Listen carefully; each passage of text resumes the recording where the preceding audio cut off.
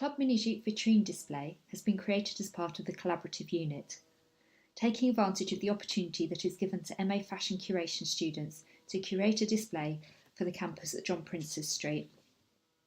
The vitrine is long and narrow and sits in a busy thoroughfare past which all students, staff and guests must pass.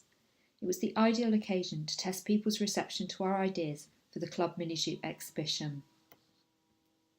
We worked as a team, regularly consulting Club Minijupe's founder, Linda Mora Curtis.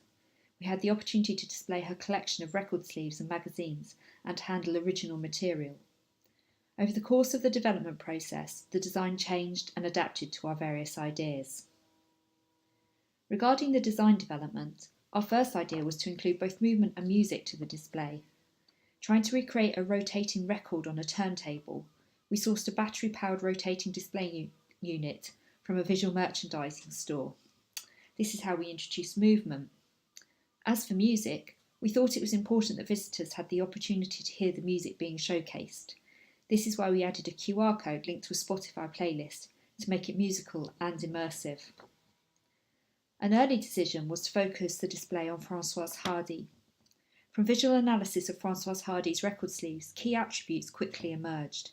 The use of red, white and blue to denote French, the presence of bare wood to symbolise her stripped-back acoustic style of music, and the nod to nature, particularly daisies, to affirm her natural beauty.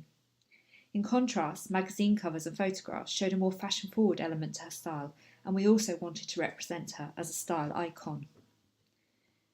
We developed an idea to use coloured vinyl on the wall of the vitrine to provide a bold 1960s pop of colour. We tried a lot of different colour combinations before coming up with a Mondrian-style red, green and yellow.